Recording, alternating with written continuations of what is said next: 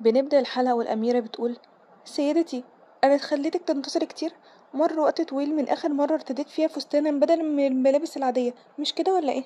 هي أميرة، انتي شكلك جميلة جدا، ودلوقتي نقدر نقول إن انتي تعافيتي تماما. بجد شكرا جدا ليكي. تعرفي يا كنا، أنا متوترة جدا، مر وقت طويل جدا منذ أن خرجت بالخارج. من فترة وصلتني دعوة من الكونتيسة صوفيا، وكان المحتوى عبارة عن دعوة لحضور حفل الشاي، وقالت إن هي عايزانا نكون أصدقاء. ده تجمع حيث يقوم كل شخص بإحضار صديق مقرب لتقديمه إلى الفتيات الأخريات، مش كده؟ أنا سعيدة جدا يا كان إن انتي معتبراني قريبة منك. يا أميرة، ده شرف ليا إن أنا أتمكن من مرافقتك. بس تعرفي يا أميرة، في شيء تاني غريب جدا. قواعد الملابس السوداء غريبة جدا، مش كده؟ هو ممكن يكون ده اتجاها جديدا ولا إيه؟ كان انتي بتقولي إيه؟ هم أرسلوا ليكي دعوة وقالوا إن انتي ترتدي الملابس السوداء. أعتقد إن ده هدف عشان يذلوكي بيه. أنا عمري ما سمعت عن حفلة يرتدي فيها الجميع فساتين سوداء. دي حفلة شاي مش ميتم. بتقول كان في نفسها: إيميليا عاشت فترة طويلة جدا وهي محتقرة بسبب حالة بشرتها، لكن أعتقد إن هي فاهمة الأمر ده كويس جدا. تمام يا أميرة، أنا كمان بتفق معاكي، عشان ما تتزليش انتي كمان معايا. شوفي شخص تاني يرافقك غيري. لا يا كنا، مش هو ده الشيء اللي انتي عايزة تقولهولي، مش كده؟ ما تحاوليش أبدا إن انتي تتحملي الأمر والإذلال ده لوحدك. كانا، انتي مش لازم أبدا تتعودي على الحياة دي.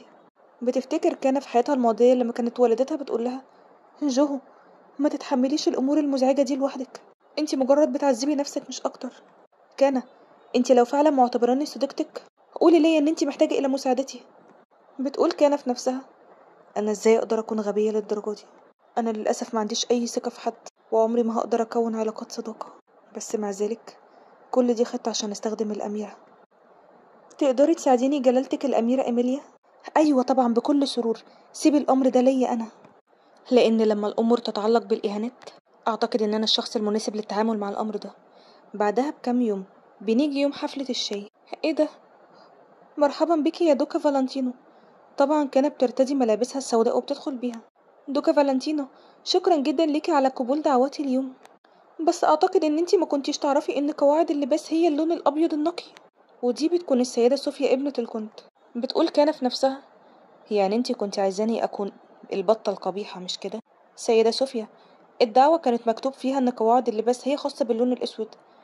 بجد يا سيدتي؟ ازاي يعني قواعد اللباس هتكون باللون الأسود؟ لأ خالص، قواعد اللباس هنا هي اللون الأبيض النقي. يا ربي، المفروض نعمل ايه دلوقتي؟ واضح إن الخادم اللي كتب الدعوة دي ارتكب خطأ. سيدة صوفيا، هو انتي بتقولي إن هو ارتكب الخطأ ده في دعوتي أنا بس؟ أوعدك إن أنا هوبخه بشدة، عشان كده أرجوك إن انتي تتفهمي الأمر.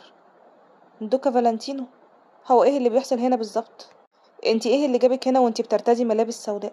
هي أميرة، واضح إن كبير الخدم الخاص بي ارتكب خطأ جلالتك. لو كنت نسيتوا، دي بتكون ليليان، أخت الأميرة، واللي بتحب الدوك فالنتينو وعايزة تتزوجه.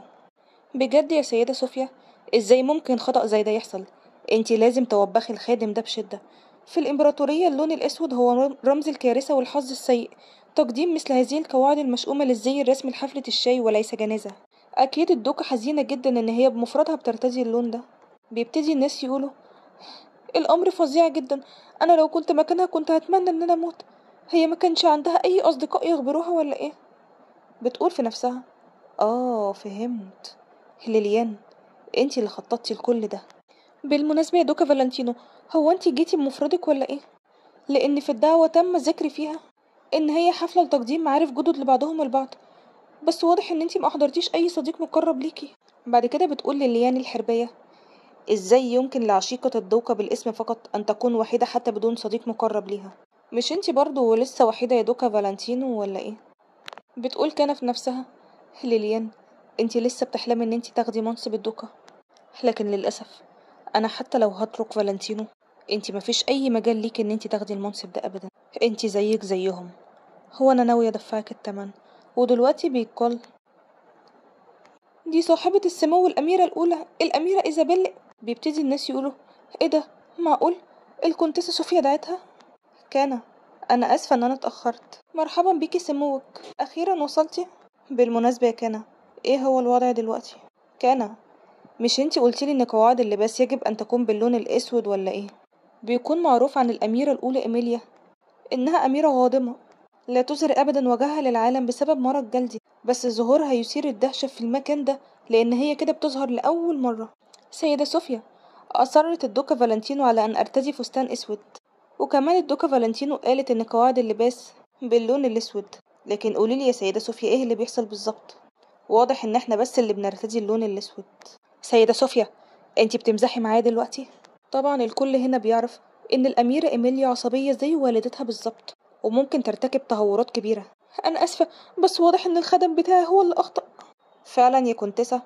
طب احضري لي الخادم ده دلوقتي، احضريه دلوقتي. طبعا بيتم إحضار الخادم اللي بيفقد وعيه دلوقتي من الضرب، ودي طبعا بتكون خطة كانا والأميرة. بسرعة ابدأ بضربه مرة تانية، ده مجرد مجرم تجرأ على إهانة أميرة الإمبراطورية. وبعدين مين أعطاك الإذن للإغماء دلوقتي؟ صوفيا بتكون خايفة جدا وبتقول في نفسها أعمل إيه دلوقتي؟ بالشكل ده هو هيموت ورجله هتنكسر. يا ربي، أميرة ليليان، انتي اللي بدأتي كل ده، عشان كده أرجوكي اعملي أي شيء. أختي إيميليا، من فضلك اهدي شوية. خطأ المخلوق الحقير ده لا يمكن أن يشوه شرف الأخت. لو كنتي بترغبي في كده يمكنك تغيير ملابسك إلى ملابسي، عشان كده من فضلك اهدي. شرف؟ شرف ايه بالظبط يا ليليان؟ انتي أكيد مخطئة، لأن أكيد شرفي وشرفك مش بيحملوا أبدا نفس الوزن. ليليان، اعرفي مكانتك كويس. وطبعا هنا الأميرة إيميليا بتقوم بإهانة أختها بالطريقة دي أمام كل الحضور. يا دوكا، أنا آسفة جدا، أرجوكي سامحيني. الوضع ده كله حدث بسبب عدم إشرافي، عشان كده أنا هعتذر عن الأمر ده بطريقة أخرى، عشان كده من فضلك سامحيني المرة دي بس. طيب سيبيلي أنا الأمر ده، بتقول كان في نفسها. أوف، أنا دلوقتي بدأت أشعر بالملل على أي حال. أعتقد إن إحنا فعلا لازم نتوقف دلوقتي. يا صاحبة السمو، من فضلك انتي لازم تهدي شوية. كان اللي حصل ده مش خطأ يمكن التغاضي عنه بسهولة. الخادم عمل كده عشان يهني أنا وانتي، عشان كده أنا قمت بمعاقبته. حتى الكونتيسة صوفيا لازم تعرف خطأها بشكل جيد. مش ده صحيح يا كونتيسة صوفيا ولا ايه؟ أيوة، أنا آسفة جدا. أوعدك إن أنا عمري ما هرتكب خطأ زي ده مرة تانية، عشان كده من فضلك سامحيني يا صاحبة السمو. هي أميرة، سيدة صوفيا بتبكي بشدة، عشان كده من فضلك سامحيها المرة دي.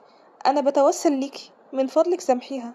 تمام يا كنة، لو انتي اللي قلتي كده مش هقدر ارفض لك طلب ابدا. انتي فعلا طيبة جدا يا سيدة كنة، شكرا جدا ليكي جلالتك. وبما ان جلالتك سامحتيها واغفلتي عن الامر بسخاء المرة دي، كونتيسة صوفيا لازم بعد كده تكوني حذرة، انتي فاهمة ولا لأ؟ وكمان لازم تتأكدي ان الاخرين يكونوا حذرين. وطبعا الامبراطورة والدة ايميليا لما بتسمع اللي حصل ده بتكون سعيدة جدا وبتقول هي دي فعلا بنتي، مش كده ولا ايه ماركريز ميرسي؟ من فضلك انتبه ليها، دي المرة الأولى ليها في المجتمع، عشان كده هي أكيد برضو لسه محرجة شوية. بس أنا بنتي مش بترتكب أي أخطاء، هي بس بتعرف كل شخص مكانته، مش كده ولا ايه؟ الإمبراطور ومحظيته بيكونوا في الغرفة، بيقول لها تريزا، أرجوكي ما تعمليش كده، قومي واشربي رشفة من الماء. أنا آسفة جلالتك، كل ده خطأي، كل ده بسبب عدم كفاءتي. أنا لو كنت امرأة مناسبة لجلالتك كاسل ما كانش هيعمل كده أبدا، وما كانش هيتم إهانة ليليان إلى الحد ده.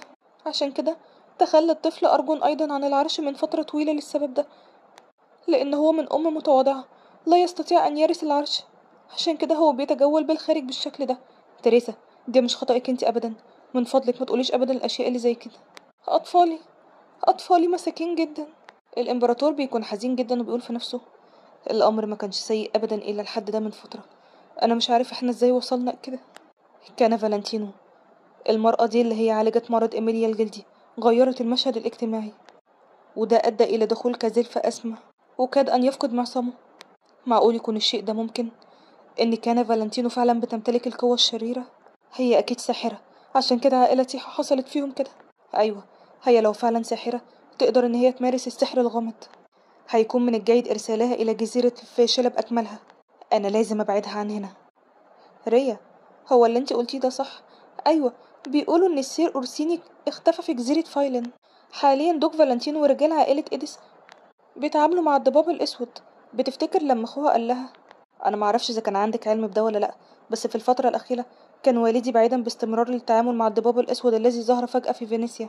خلال الفترة دي أرسلوا بشكل دوري رسائل إلى القصر الإمبراطوري للإبلاغ عن الوضع، ولكن يعني قالوا إن المكان ده غريب جدا، وإن هما ما يرسلوش أي فرسان تانيين. بعد الرسالة الأخيرة انقطع الاتصال مع أورسيني في جزيرة فايلن فجأة. بتقول كان في نفسها بابا كمان بقي في وقت كبير جدا في جزيرة فينيسيا. في الفترة الأخيرة أصبحت تحركات الضباب الأسود غير عادية. أختي، انتي هنا؟ السيدة لوسيا. لوسي، تعالي قولي لي في حاجة ولا ايه؟ أختي كان أنا قتلت أخوي أورسيني. لوسي، انتي بتقولي ايه بالظبط؟ الأمر يعني إن السيد أورسيني مخيف جدا، عشان كده أنا دعيت ربنا إن أنا مش عايز أشوفه مرة تانية.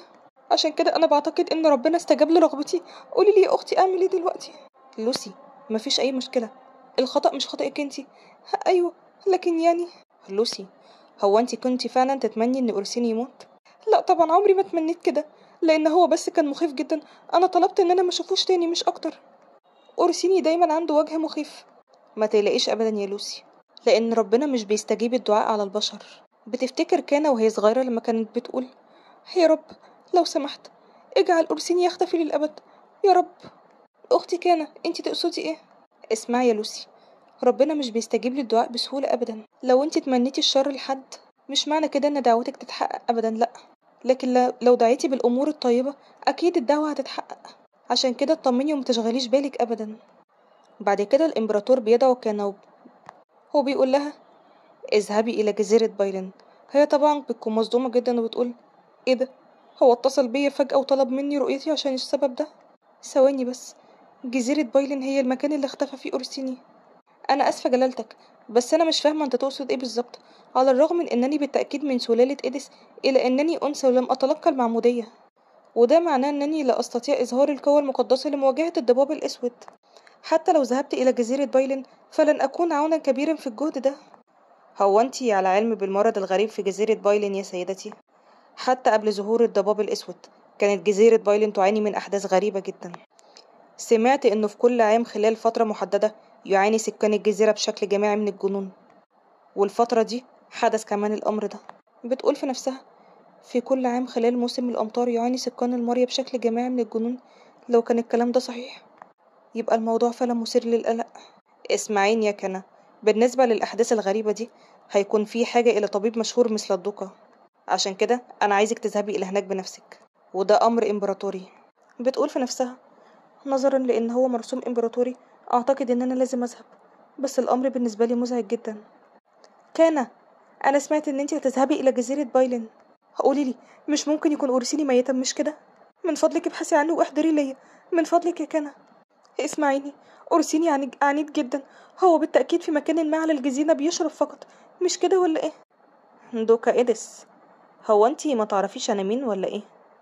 أنا كان، أنا إيه اللي هيخليني أذهب هناك وأعثر على أورسيني بنفسي؟ أنا هذهب بأمر جلالة الإمبراطور للتحقيق في المرض في القرية، ومش هيبقى عندي أي وقت إن أنا أبحث عن أي شخص. وبعدين أنتي فاكرة إن ابنك أورسيني هيموت كده بالساهل؟ خليكي بس واثقة فيه وانتظريه. أيوة معاكي حق، ابني أورسيني أكيد ما ماتش، أنا لازم أكون مؤمنة بالشيء ده. ابني هو شخص جدير بالثقة. أيوة، أنا لازم أصدق إن هو عايش. بتقول كان في نفسها أنا مش حاسة إن أنا مرتاحة أبدا. بعد كده كان بتقرر السفر إلى الجزيرة. ما تقلقيش بشأن السلامة يا دوكا، أنا قادر على التعامل مع أي رجل بنفسي، وممكن أتعامل مع 100 راجل. إيه؟ 100 راجل؟ بتفتكر لما الإمبراطور قال لها في جزيرة بايلن هيرافقك فارس المملكة كلود؟ أيوة طبعا، أنا عايزك بس تثقي فيا. وبيبدأ إن هو يحكي ليه عن مغامرته. دوكا فالنتينو، أنا حاسس إن أنا اتكلمت كتير مش كده؟ أيوة فعلا معاك حق. تعرفي إن أنا فعلا تعرضت للعنة كبيرة جدا. إذا لم تختار الوقت والمكان المناسب للنكات هيتم طعنك وموتك على الطريق الليلي من قبل رفاق الذين ماتوا المرة دي. أعتقد إن إحنا هنبحث الأول عن السيد. اسمع، أنا مش رايحة هناك عشان أبحث عن أورسيني، عشان كده أنا مش محتاجة إلى قضاء الوقت في البحث عن أخي. أيوة طبعا، ما تسيئيش فهمي. من المؤكد إن السير أورسيني يقوم بعمله دون أي مشكلة، ليس هناك سبب لإضاعة الوقت في البحث عنه من غير داعي. بتقول كده في نفسها أنا مش عارفة هو كلوي كمان جايب الثقة دي منين، بس عامة أنا حبيت شخصيته التافهة دي. يا دوكا، في الجزيرة هنا انت لازم دايما تتوخي الحذر. ايه اتوخى الحذر؟ ايوه، في الواقع كانت هناك حادثة هنا حيث مات نصف السكان بسبب وباء شديد جدا، ومع ذلك فإن الإمبراطورية بعيدة عن تقديم الدعم، هي تقوم فقط بجمع الضرائب، عشان كده في عداء كبير جدا. الأمر منطقي جدا، وعلاوة على كده يوجد حاليا كاهن أعظم واحد يقيم في الجزيرة، رئيس الكهنة الذي سمع عن الجنون من الهيكل الكبير، ويقال إن هو جاء بنفسه وأعلن إن هو هينقذ الجزيرة. بتقول كنا لو كان فعلا رئيس الكهنة هيكل عظيم، هو هيكون مشابه جدا لرفائيل، ذوق ومؤدب ومستقيم وساذج. أنا فضولية جدا بشأنه. اتفضلي يا سيدتي، هو ده رئيس الكهنة كارليون، وده بيكون رئيس الكهنة كارليون من الهيكل الكبير. بتقول كان في نفسها، واضح إن عينيه قذرة جدا. مرحبا يا سيدي، أنا كان فالنتينو اللي جيت هنا بصفتي طبيب. تشرفت بلقائك يا سيدتي. تعرف إن انتي جميلة جدا، من المدهش إن شخصا جميلا مثله يختار العمل كطبيب. وكمان واضح إن الدوكا مش محتاجة إلى مهارات مثل الطب، لأن مجرد النظر إلى جمال السيدة كفيل يشفي أي مرض، حتى لو مرض عمره 50 سنة. انتي أكيد أصبحتي طبيبة بجمالك، مش كده ولا إيه؟ لا، لا يشترط أبدا المظهر للعمل كطبيب أو كرئيس كهنة. يا دوكا، هو رئيس الكهنة بس بيجاملك، عشان كده من فضلك ما تسيئيش الفهم. مجاملة؟ فعلا الكلام ده كان مجاملة؟ أيوة طبعا يا دوكا، كل اللي أنا كنت عايزة أقولهولك هو إن الدوكا جميلة جدا بحيث لا يمكنها العمل كطبيبة. تمام، لكن يعني أنت شايف إن دي مجاملة؟ لأن الأمر من وجهة نظري زي الإهانة. وبعد كده بتتخيل نفسها وهي بتقوم بصفع رئيس الكهنة، وبتقول في نفسها يا ربي، أنا عايزة أضربه دلوقتي، لكن أنا لازم أمسك نفسي شوية، لأن أنا لو ضربته هيتم معاقبتي بالحرق. قولي يا سيد، هو أنت تعرف مكان تواجد السير أورسيني؟ الموضوع يعني إن الرجل ده يستحق الموت، ربنا هيعاقب الوغد ده بالتأكيد. الرجل ده الحقير ده تجرأ. وبعد كده مش بيظهروا هو عمل ايه بالظبط. يا رئيس الأساقفة، ودلوقتي جه وقت العبادة، من فضلك لا تخيب أبدا أمال المؤمنين. على أي حال، أنا هقوم بإبلاغ تجديف اللورد أورسيني إلى المعبد بالتفصيل. بتقول في نفسها، من طريقة كلامهم يا ترى أورسيني فعلا على قيد الحياة. جلالتك، هو أنت ممكن تقولي عن مكان تواجد اللورد أورسيني الحالي؟ في الواقع يعني هو حاليا في الأبراج المحصنة، ودي بتكون زنزانة قلعة اللورد في جزيرة بايلين. بتقول كان في نفسها، يعني في الآخر أخي محبوس هنا. أورسيني، تحب أسميك يا متشرد ولا يا سجين؟ انتي امرأة فظيعة جدا، انتي جيتي هنا عشان تعذبيني مرة تانية؟ اعملي اللي انتي عايزاه. على أي حال، أن يكون لديك كابوس أفضل من البقاء في هذه الجزيرة اللعينة. كابوس؟ انت بتتكلم عن ايه بالظبط؟ هو انت فاكر ان حياتي هنا هتكون زي حياتك ولا ايه؟ هو انت فاكر نفسك انك دلوقتي نايم وبتحلم بيا؟ توقف عن الكلام الفارغ وافتح عينك، انا هنا قدام عينك. هو انا شكلي زي الحلم ولا ايه؟ ايه ده؟ انتي؟ هو ايه اللي بيحصل هنا؟ انتم ايه اللي جابكم هنا بالظبط؟ ده اللي انا عايزه اساله لك يا اورسيني. كيف يمكن سجن اورسيني اديس الاعظم بتهمه الاعتداء على رئيس الاساقفه؟ انت مش خايف ان يتم معاقبتك ولا ايه؟ كان اغربي عن وجهي، لو ما خرجتيش من هنا دلوقتي انا هرميكي في البحر. سيد كلود، انا حذرتك من ارسال الفرسان. سيد اورسيني اهدأ، في ظروف عشان كده احنا هنا. اسكت وخد البنت دي واخرج من هنا. سيد كلود، اخرج. بتقول كان في نفسها، انا حاولت اكون لطيفة على قد ما اقدر، بس الامر منجحش. انا واخي عندنا كلام نتكلم عنه، عشان كده من فضلك اتركنا. حاضر يا سيدتي، انا متفهم. اورسيني، عمرك ما هتتغير. انت فاكر ان انا موجودة هنا عشان انا كنت عايزة كده؟ لا، انت مخطئ. انا تم استدعائي الى هنا عنوة بسبب المرض في الجزيرة دي. انا ما جيتش هنا ابدا من اجلك. يا وغد، يا سيء الحظ. طبعا بيكون مصدوم جدا من كلامها وبتقوله، اورسيني، تعرف ان انت تم الابلاغ عن اختفائك؟ انت عارف الكلام ده ولا لا؟ قولي لهم بس ان انا واخد هنا استراحة وارجعي مكانك، واخرجي من هنا بسرعة وما ترجعيش تاني. انت بتاخد استراحة؟ انظر كده الى نفسك، انت بتنام تحت كومة من القش زي المتسول. انت متأكد ان انت بترتاح في المكان ده؟ ايه رأيك ان انا اسمح ليك بالخروج من هنا؟ كانت بتفتكر لما راح لها السجن وقال لها توسلي لي من اجل حياتك وانا هحميكي. الحس رجلي، وبعدها انا هخرجك من هنا. ايه رأيك في العرض ده؟ بذمتك مش مغري جدا؟ تعرفي يا كنا، انتي فعلا عرضك مغري جدا. انا حاسس ان انا مش عايزه العاقه، بس لا، انا عايزه امضغه وابتلعه بالكامل. بتقول في نفسها، ايه ده؟ الشخص ده مجنون بالكامل. انتي مالك خايفه ليه دلوقتي؟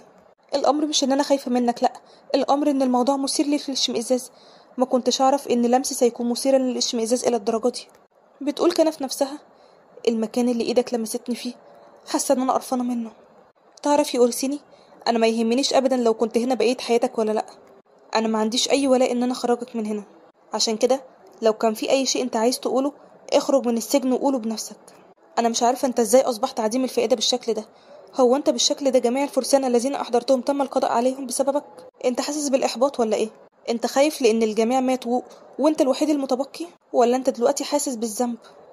بيكون غاضب جدا، بيمسك الحديد بيكون على وشك ان هو يكسره، وبالفعل بيكسره وبيقول لها: كان اغربي عن وجهي دلوقتي. انا حذرتك ان انت تخرجي من الجزيرة دي، انت فاهمة؟ هو انت مش فاهم اللي انا بقوله ولا ايه؟ مهما كنت تنوي ان تفعل، اذهب وقول الكلام ده بنفسك. توقف عن ازعاج الناس واهتم باعمالك الخاصة بشكل صحيح. يا اخي الوغد. يا دوكا، انا بعتذر عن المقاطعة. جاءت ابنة الرب للزيارة. هو احنا ممكن ندخل يا دوكا؟ ايوه، انتظروا بس لحظة. ابعد عني لان انا لازم ارتب ملابسي. اه، انا اسفة جدا ان انا جيت هنا بالشكل ده. ودي بتكون ابنة اللورد جزيرة بايلن، اسمها راشيل. أورسيني، انت اخيرا خرجت من الزنزانة. تعالى يلا وتناول وجبة الطعام، انا هحضر لك الاكل بنفسي. طبعا بيكون واضح ان البنت دي معجبة بأورسيني. بعد ما رمتيني هنا انا مش محتاج ليها، من فضلك ارجعي.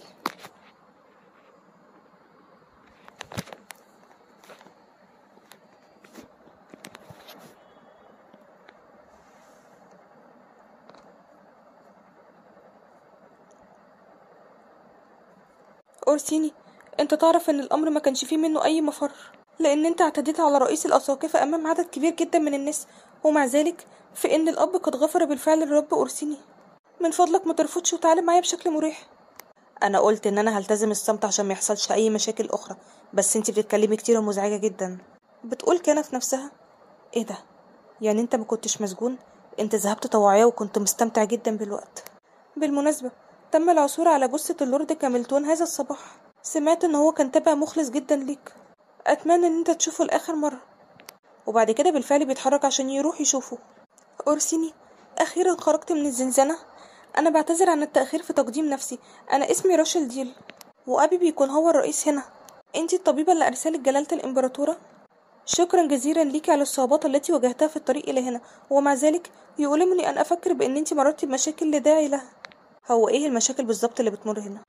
الاعراض الغريبة التي تظهر على سكان جزيرة بايلن مش مرض، هم ممسون بالارواح الشريرة.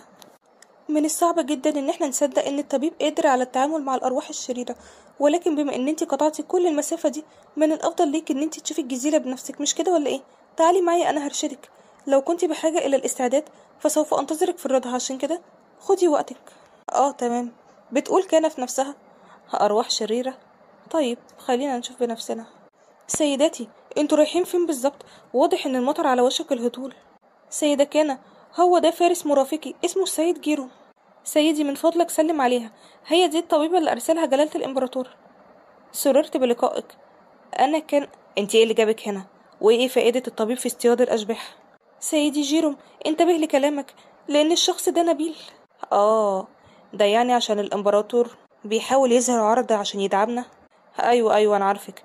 مش انتي زوجة الدوق العظيم فالنتينو ولا إيه؟ أنا سمعت عنك كتير جدا من فرسان السير أورسيني. كان لقبك إيه مرة تانية؟ الضباب الأسود، مش كده؟ بتقول كان في نفسها. واضح ان هنا بيتصرفوا بنفس الطريقة زي الماضي، وزي ما اخبرني كلود. بتفتكر مرافقة لما كان بيقول لها: سيدتي، انتي لازم دائما هنا تتوخي الحذر في الجزيرة. في الواقع وقعت حادثة هنا حيث مات نصف السكان بسبب وباء خطير، ولكن بدلا من تقديم الدعم قامت الإمبراطورية بجمع الضرائب فقط، عشان كده العداء مرتفع جدا. الأمر منطقي. بتقول في نفسها: أنا ما كنتش محتاجة أبدا إلى التحذير يا سيد كلود. وبعد كده الفارس اللي معاها بيرفع عليه السيف بالشكل ده. أنت عايزني أقطع لك رقبتك، مش كده؟ إيه رأيك يا سيدتي؟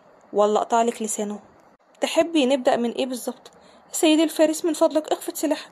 أنا هنا عشان أطيع أوامر الدوقة فقط، هي بس اللي سيدتي. بتكون كان فخورة جدا وبتقول في نفسها: واضح إن مرافقي مخلص جدا.